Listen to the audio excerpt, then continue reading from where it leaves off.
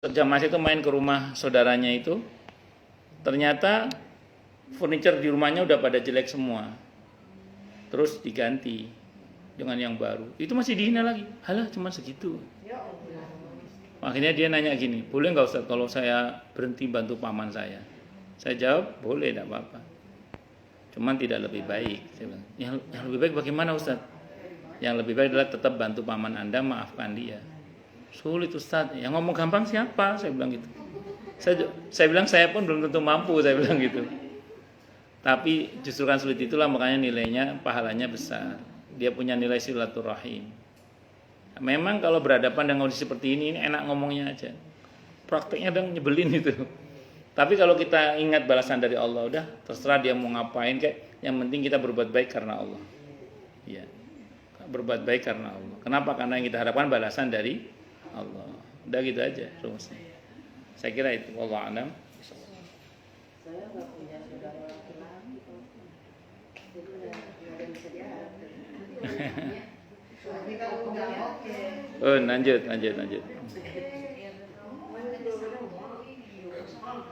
Arba'un mangkun, Nabi kita Muhammad SAW bersabda, Arba'un mangkun nafihi kana munafiqan khalisan, wa man kanat fihi khoslatan minhunna kanat fihi khoslatan minan nifaqi, hatta yada'aha idza tumina khana, wa idza haddasa kadzaba, wa idza ahada ghadara, wa idza khasama fajara. Ada 4 hal, barang siapa yang 4 hal tersebut terdapat dalam dirinya, ia adalah orang munafik sejati. Dan siapa yang dalam dirinya terdapat salah satu di antaranya, berarti pada dirinya ada sifat kemunafikan sampai ia meninggalkannya, yaitu apabila diberi amanah dia khianat, apabila berbicara ia berdusta, apabila ia berjanji ia berkhianat, dan apabila bertengkar dia berbuat keji, menuduh yang bukan-bukan. Hadis ini takhrij dalam kitab Sahihain Bukhari Muslim. Likulli ghadirin liwa'un yaumal qiyamati yuqalu hadhi ghadratu fulanin ibn fulanin. Ghadratu fulan ibn fulan. Setiap orang yang melanggar perjanjian akan memiliki bendera pada hari kiamat, di antaranya ada bendera pada hari kiamat di pantatnya, mohon maaf. Dikatakan untuknya ini adalah pelanggaran perjanjian si fulan bin fulan. Yaqulullahu ta'ala, Allah ta'ala berfirman, ini hadis qudsi berarti. Hadis qudsi. Hadisnya Sahih Bukhari, Ibnu Majah, Musnad Ahmad dari Abu Hurairah radhiyallahu anhu. Yaqulullahu, Allah Ta'ala berfirman, salah satun ana khosmuhum yaumal qiyamati, rajulun a'tabi summa ghadara, wa rajulun ba'a hurran fa'akala samanahu, wa rajulun istajaro ajiran fastawfa minhu wa lam yu'ti ajrahu. Ini hati-hati Bu ya. Allah berfirman, ada 3 golongan manusia, aku akan menjadi seteru mereka pada hari kiamat. Jadi orang ini akan berhadapan dengan Allah sebagai musuh. Yang pertama, seseorang yang memberikan sumpah dengan menyebut namaku, kata Allah, kemudian ia melanggarnya. Hati-hati kalau melanggar sumpah, bayar dendanya.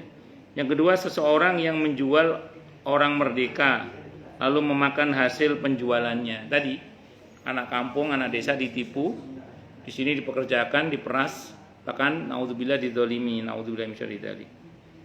Yang ketiga, seseorang yang menyewa jasa seorang pekerja, lalu si pekerja meminta semua haknya darinya, namun ia tidak memberikan upah si pekerja. Jadi ada orang bekerja, terus orang yang bekerja minta haknya kan, nggak dikasih, atau nggak dikasih semua. Saya pernah tahu ini, ada seseorang, kalau ada orang kerja sama dia, terutama tukang, begitu gajian selalu ditahan 100.000. Misalnya gajinya 1 juta ditahan jadi 900.000 yang dikasih. Selalu begitu. Alasannya apa? Biar nanti dia kembali lagi. ya itu tidak boleh. Kalau haknya kasih semua, jangan ditahan. Mending gini, kasih semua terus kita ada omongan. Pokoknya nanti kalau pulang lagi saya kasih uang ekstra. Nah, mending begitu, jangan nahan hak orang.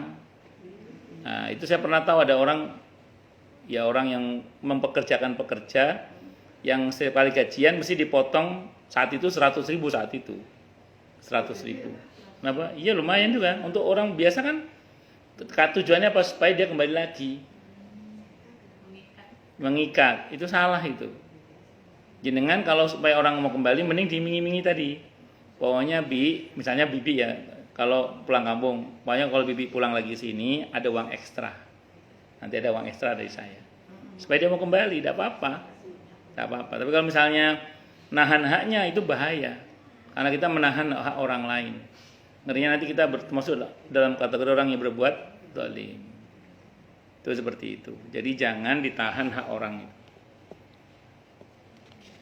Wa man khala ayadan min ta'atin laqiyallahu yaumal qiyamati la hujjata lahu wa man mata wa laisa fi unuqihi bai'atun mata mitatan jahiliyatan.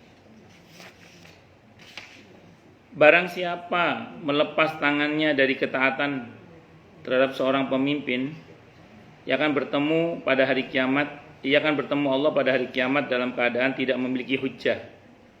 Dan barang siapa mati dalam keadaan tidak tidak berbaiat, dia mati dalam keadaan jahiliyah. Hadisnya Sahih Muslim dari Ibnu Umar radhiyallahu anhu. Ini perihal terkait dengan baiat ke pemimpin, kesetiaan pada pemimpin, ke negara lah kalau bahasa kita. Kalau pemimpinnya khianat ya jangan ditaati. Kalau perintahnya bertentangan perintah Allah ya jangan ditaati. Karena taat pada pemimpin itu dengan syaratnya. Selama tidak bertentangan dengan syariat kita wajib taat. Kalau bertentangan dengan syariat kita tidak wajib taat. Misalnya. Tapi kalau pemimpin kita selama ini baik-baik saja dalam pengertian tidak ada masalah, ya sudah kita wajib taat.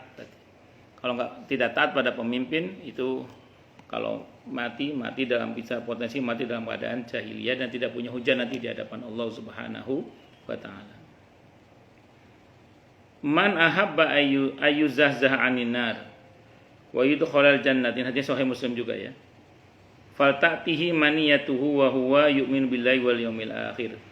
Wal yati ilan nasi alladhi yuhibbu ayyuta ilaihi wa man baya'a imaman fa'atahu safqata yadihi wa samarata qalbihi falyuti'hu in istata'a fa in jaa'a akharu yunazi'uhu fadribu unuqal akhari.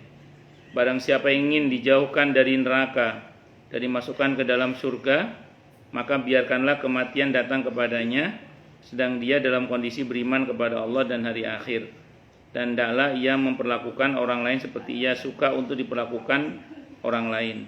Barang siapa berbuat berbaiat pada seorang imam atau pemimpin lalu ia menjulurkan telapak tangannya dengan sepenuh hatinya, hendaklah ia menaatinya semampunya. Lalu jika ada orang lain yang datang untuk memusuhinya, maka peganglah leher orang tersebut. Kalau ingin dijauhkan dari neraka dan dimasukkan ke dalam surga, pertama kita disuruh untuk beriman kepada Allah dan hari akhir, itu pasti itu ya. Terus kemudian memperlakukan orang lain seperti halnya kalau kita senang diperlakukan. Jadi kita senang dibaiki ya ke orang kita mesti baik. Kita senangnya dimaafkan ya kita maafkan orang lain. Kita senangnya dimengerti ya kita berusaha mengerti orang lain. Nah, kalau kita bersikap begitu terus ke orang lain, potensial kita insya Allah mendapatkan pertolongan Allah untuk dijauhkan dari neraka dan didekatkan ke surga, dimasukkan ke dalam surga. Kemudian yang terakhir tadi berkaitan dengan pemimpin. Kalau kita sudah menyatakan sumpah setia pada seorang pemimpin, maka kita harus mentaatinya semampu kita. Kalau ada yang mencoba mengganggunya, kita wajib jadi kalau bisa cekek, pegang lehernya, maksudnya lawan orang yang mencoba memusuhi pemimpin tersebut. Nah, jadi gimana Ustadz kalau ternyata pemimpin kita nggak cocok misalnya gitu ya, misalnya nggak cocok misalnya gitu. Pokoknya rumusnya gini, mau cocok nggak cocok, selama kebijakannya benar taati. Mau cocok nggak cocok, kalau kebijakannya tidak sesuai dengan perintah Allah atau melanggar perintah Allah, ya jangan ditaati. Udah gitu aja.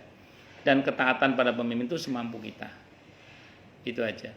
Nah, kalau ada orang yang ngomong jelek tentang pemimpin, udah, ya orang pasti ada kekurangannya, kita doakan aja semoga beliau dapat hidayah dari Allah, semoga beliau sadar, semoga Allah hentikan kedzalimannya dan seterusnya. Saya kira itu. Wallahu a'lam bishawab. Baik, silakan Bu yang mau tanya, protes, marah boleh silakan. Masalah itu masalah yang lain boleh. Enggak kalau ada. Nah, kalau kayak misalnya Saya ulang ya, untuk Rabu depan jam 9 gitu kalau bisa. ya. Iya. Jam 9 tepat. Insya Allah. Iya Bu. Kalau misalnya kan orang tuanya ngasih tanah wakaf. Kan orang tuanya kan berarti ngasih tanah wakaf itu kayak gimana ya, hadiah kan berarti. Terus, tapi mungkin tidak dengan sertifikatnya. Nah ternyata ketika orang tuanya udah meninggal sama anaknya, tanah wakaf itu dijual. Jadi yang dikasih wakaf itu kan harus pindah gitu. Nah kalau kayak gitu orang tuanya kira-kira kena nggak Pak?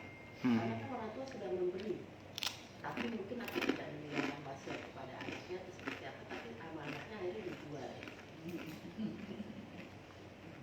Kira-kira orang tua juga maksudnya diperhisapkan nantinya akan kena dampaknya.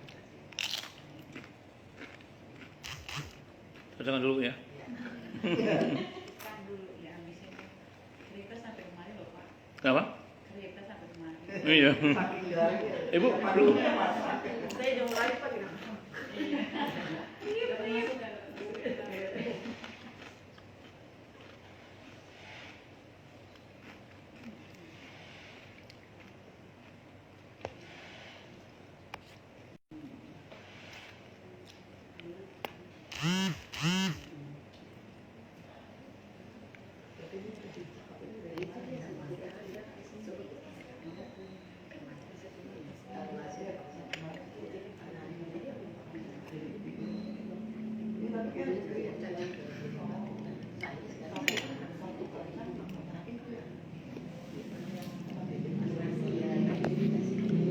Saya jawab yang pertama, orang tuanya itu udah benar.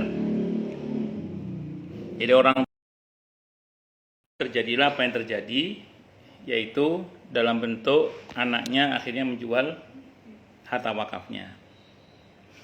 Secara prinsip orang tua udah mendapatkan bagian pahalanya, walaupun tidak jadi jariah gara-gara dijual sama ya. Yang berdosa anaknya karena dia telah mengkhianati wakaf orang tuanya. Orang tuanya nggak kena ya? Ya enggak kena, karena orang tua sudah sesuai dengan keharusannya. Cuman lalainya itu aja tidak mensertifikasi wakaf. Itu kejadian di Surabaya.